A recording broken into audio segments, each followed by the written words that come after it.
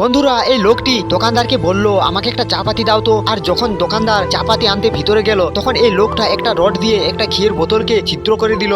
আর এরা দুজনে অন্য একটি বোতল দিয়ে সমস্ত ঘি ভরে নিল আর সেখান থেকে পালিয়ে গেল। এরপর দোকানদার চা পাতি নিয়ে এলো, কিন্তু লোকটি এবার বলল আমার চা পাতির দরকার নেই, আমার টাকা আমাকে ফেরত দিয়ে দাও। আর টাকাটা ফেরত নিয়ে সে চলে গেল।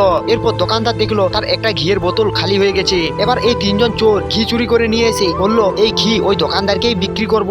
আর তাদের মধ্যে একজন চোর সেই চুরি করা ঘি নিয়ে গিয়ে সেই দোকানদারকে বিক্রি করে দিল। আর সেটা বিক্রি করে 1500 টাকা পেল।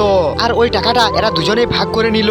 এরপর আরেকটা চোর বলে উঠলো তাহলে আমার ভাগ কোথায়? এরপর বাকি দুই চোর বলল তুমি কি পরিশ্রম করেছো যে তোমায় ভাগ দেবো? আর বলল কালকে আরো চুরি করতে যাব, কালকে তোমাকে ভাগ অবশ্যই দেবো। আর পরের দিন যখন চুরি করতে গেল, তখন এই চোরটা বলল আজকে দোকানের ভিতরে তুমি যাবে আর আমি বাইরে থাকবো। এরপর যখন চোরগুলো বোতল থেকে ঘি চুরি করতে লাগলো, তখন আরেক চোর দোকানদারকে ভিডিও কল করে সব দেখিয়ে দিল, কারণ তাকে আগের বারে এরা দুজনে টাকা ভাগ দেয়নি।